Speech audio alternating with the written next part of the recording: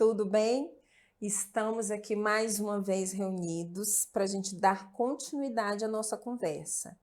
A gente falou na primeira aula sobre a BNCC, né, que é a Base Nacional Comum Curricular, e o que esse documento traz sobre a relação entre família e escola, a relação necessária que se deve constituir com a família e com a escola. É claro que a gente não ficou só nesse documento, a gente trouxe também as diretrizes curriculares nacionais, até porque a base, ela traz esse diálogo com as diretrizes, e eu trouxe também alguns outros autores que falam sobre esse assunto, né, dessa relação entre família e escola, como vocês puderam ver no final da aula, com as referências que eu compartilhei com vocês. Agora a gente vai dar continuidade a essa nossa conversa, e aí eu começo aqui a nossa conversa trazendo para vocês essa imagem que traz algumas palavras para nos provocar, né? Eu trago aqui contradições e essa relação família-escola. Por que eu trago essa palavra contradições e essa relação família-escola? Porque eu até falei um pouquinho sobre isso na aula anterior, que muitas vezes a gente tem muita coisa falando sobre essa relação necessária entre a família e a escola nos documentos legais que a gente fala sobre essa importância o tempo todo no nosso discurso, mas às vezes, na nossa prática, isso não acontece. Por isso, a contradição. E a gente precisa pensar o que a gente precisa fazer, pensar, planejar, estruturar, para que de fato essa relação aconteça, né? E quando a gente pensa nessa relação família-escola, a gente vai contribuir, como a gente viu na aula anterior, que como isso está interligado, né? Se eu tenho uma relação saudável com a família, isso reflete na criança. Então, vai contribuir nesse processo de autonomia das crianças, essa liberdade de expressão, essa aprendizagem e desenvolvimento vai acabar se refletindo nas crianças. Então, quando a gente pensa na relação com a família, a gente não está pensando de forma isolada. A gente pensa nessa relação com a família com foco na criança. O que é melhor para a nossa criança? Para ela se desenvolver, para ela se perceber como um ser social, cultural, histórico, que está em pleno processo de desenvolvimento, né? Para ela desenvolver essa autonomia, essa autonomia de fala, de participação, de se colocar o seu pensamento, de ter essa liberdade de expressão e aprender e se desenvolver. Então, essa relação com a família contribui em todo esse sentido. E aí a gente precisa pensar sobre essas contradições que acontecem, né? Que os documentos legais trazem algo, o nosso discurso dialoga com os documentos legais, mas a prática em si precisa melhorar. E é sobre isso que a gente está conversando aqui hoje. O que a gente precisa estar pensando para essa relação melhorar, para que essa relação de fato aconteça, para que de fato essa relação exista no espaço da escola da infância. E aí eu trago aqui uma citação que diz o seguinte: no modelo atual de sociedade, as pessoas estão cada vez mais distantes umas das outras, como também mais propensas ao individualismo. Este distanciamento gerou uma frieza nas relações, ou, em outros casos, o aparecimento de situações conflituosas. A convivência pacífica nos grupos sociais é imprescindível para o bom desempenho dos diversos papéis ali constituídos ou desempenhados. Porém, como somos seres de diferentes jeitos e trejeitos, em alguns momentos desta interação, o conflito pode ocorrer, né? Então, essa autora, ela vem nos provocar a pensar sobre isso, né? Então, os conflitos, eles podem acontecer, a gente pode ter às vezes, alguma fala, alguma postura, algum comportamento que pode distanciar as pessoas, mas a gente precisa pensar em estratégias para agregar, para aproximar, para caminhar junto, para pensar junto. Então, a gente precisa ir contra essa sociedade individualista que a gente vê aí tão presente nos dias atuais, né? Então, caminhando para uma coletividade, para um trabalho coletivo, conjunto, caminhando junto para pensar conjuntamente com a família como promover uma educação que de fato contribua para o desenvolvimento das crianças. E aí, podemos constatar como é importante que todos, independentemente do cargo ou função que ocupe, desempenhe suas funções de forma eficiente, tendo em vista o trabalho em equipe. E aí, quando eu digo todos, né, eu trago aqui para vocês essa imagem, né, a escola e todos, né, que fazem parte dessa escola, que são as crianças, a comunidade, o corpo docente, os demais funcionários, a equipe gestora, a família, todos esses estão ali constituindo esse espaço que é o espaço da escola.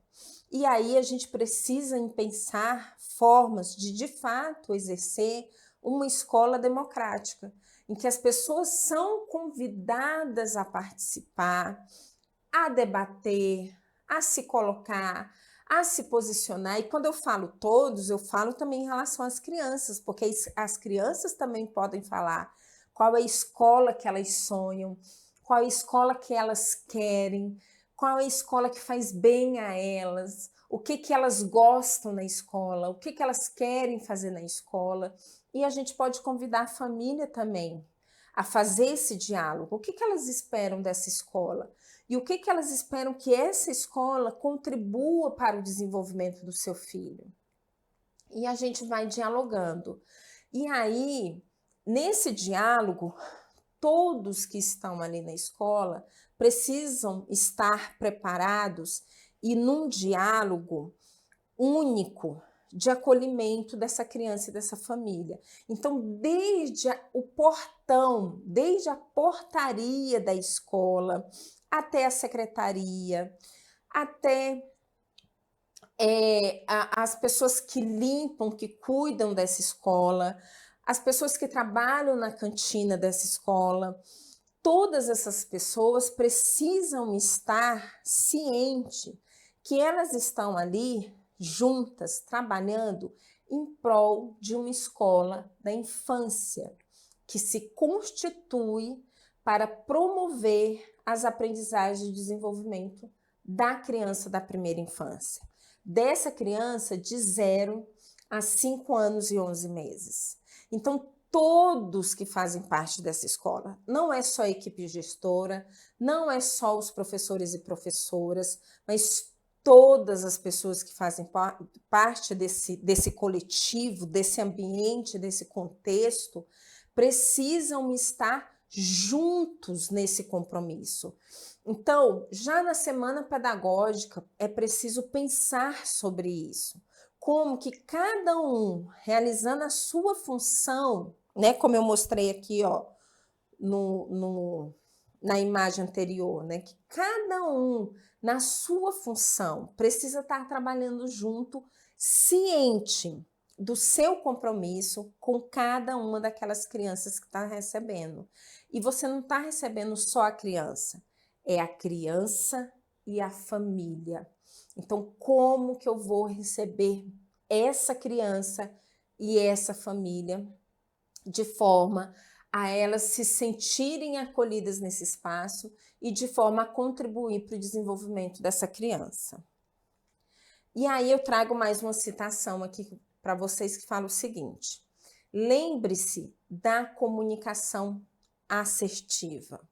Importa muito mais o como eu digo do que o que eu digo. Então, construa pontes e não muros. Isso é essencial. A família, ela precisa perceber que esse lugar da escola não é um lugar cheio de muralhas, de muros, mas é um lugar que está aberto, com as portas e janelas abertas, com pontes, com espaço para que elas se sintam acolhidas. Aí, dando continuidade, através do diálogo, se formos fazer uma análise sincera de outras negociações, perceberemos que grande parte dos conflitos tem relação direta com a forma com que conduzimos oralmente as questões que surgem. Então, aqui o que a autora nos traz? Que nessa relação social com as pessoas, que também acontece na escola, sobretudo com os profissionais da educação, as pessoas que trabalham na escola com a família, precisa ter um diálogo, e um diálogo que acolhe, como eu falei o tempo todo, né? Que está aberto para ouvir e também para falar. Ouvir de forma respeitosa e também falar de forma respeitosa, né? Então, lembra que na aula anterior eu falei que o nosso corpo fala, a nossa expressão facial fala, às vezes a gente está ali ouvindo, né? Mas às vezes a forma como o nosso corpo está se movimentando, as nossas expressões faciais, a família pode fazer uma leitura equivocada, né, que leve para um outro caminho. E a gente quer acolher essa família, a gente quer que eles façam parte, né, que eles estejam juntos ali conosco pensando a educação dessas crianças.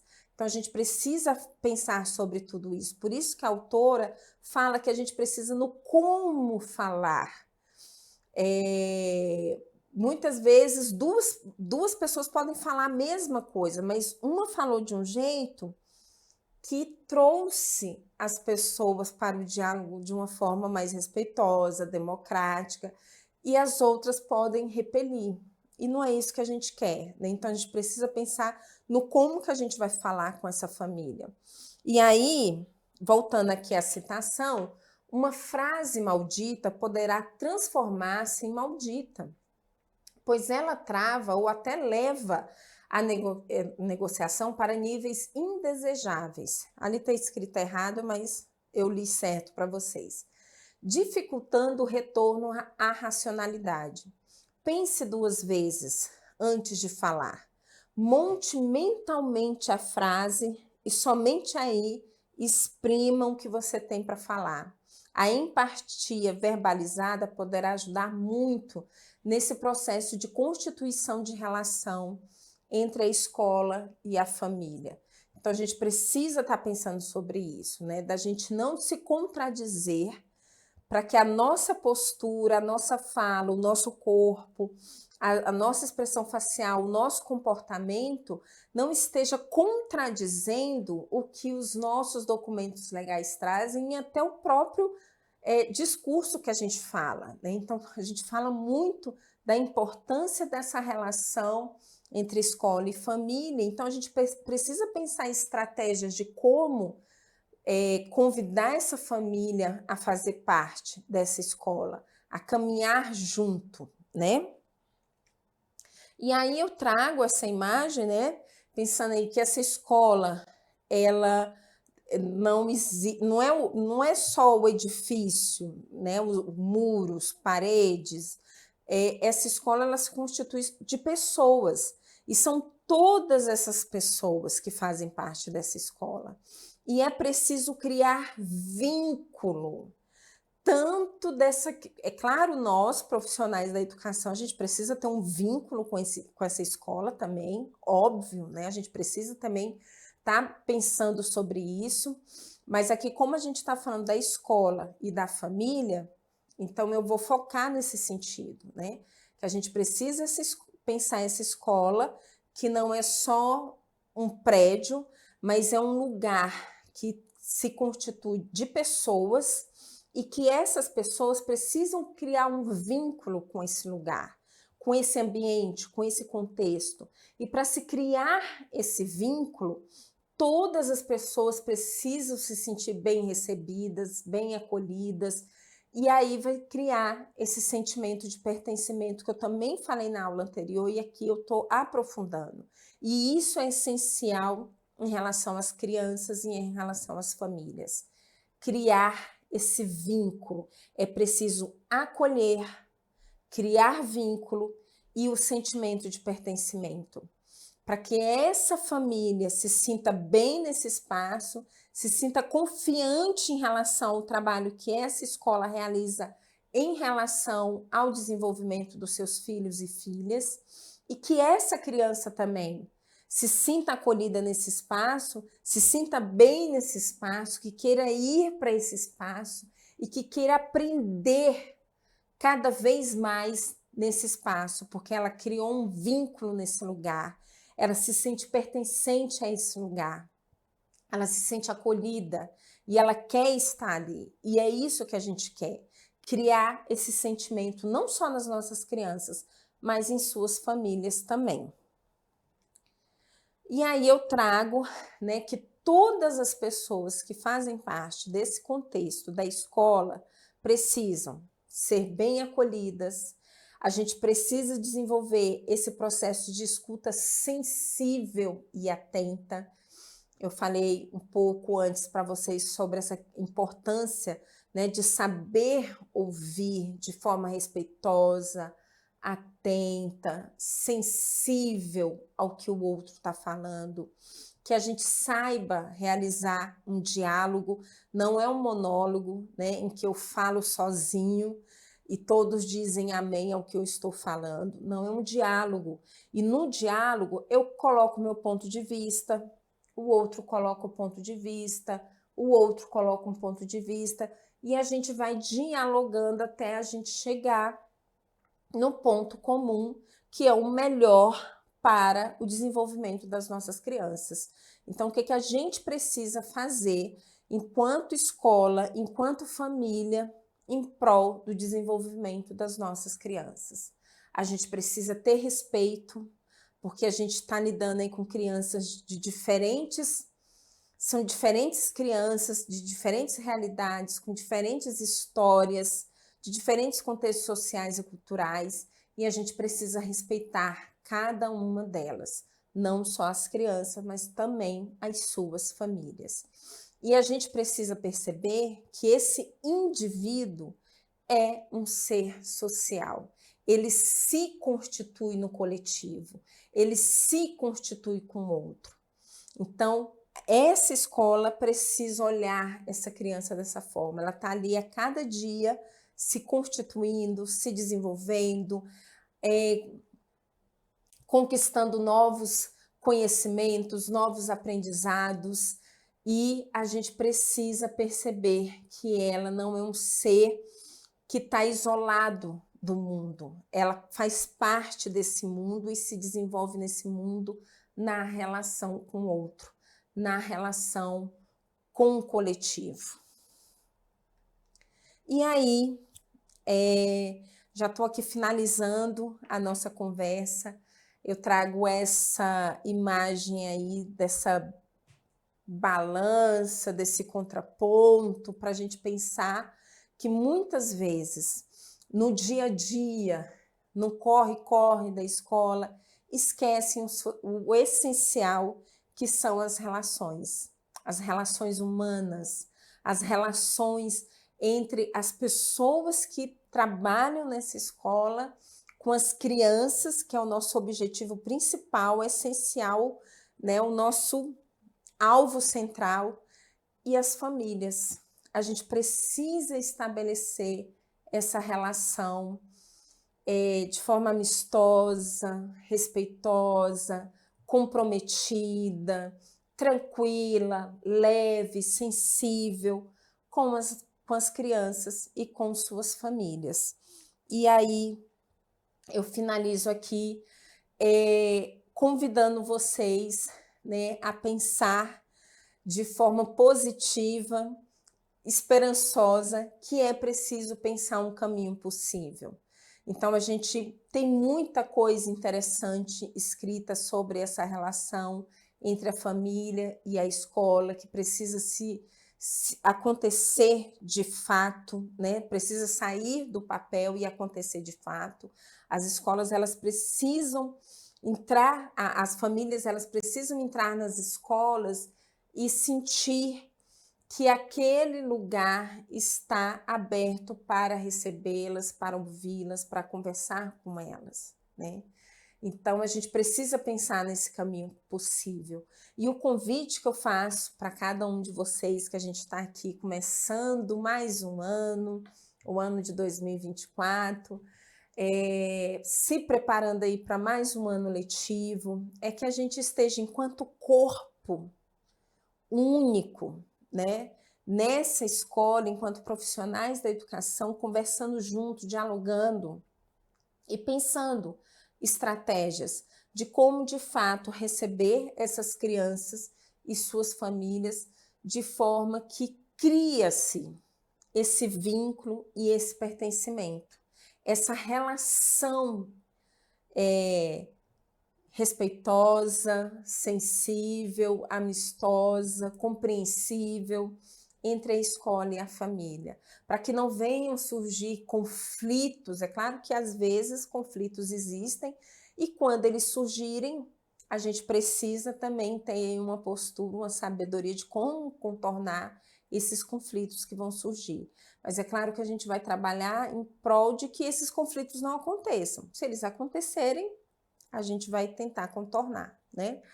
E pensando nesse real acolhimento da família, das crianças, para que todos se sintam pertencentes a esse lugar que é a escola da infância e que assim as nossas crianças possam estar aí se desenvolvendo plenamente.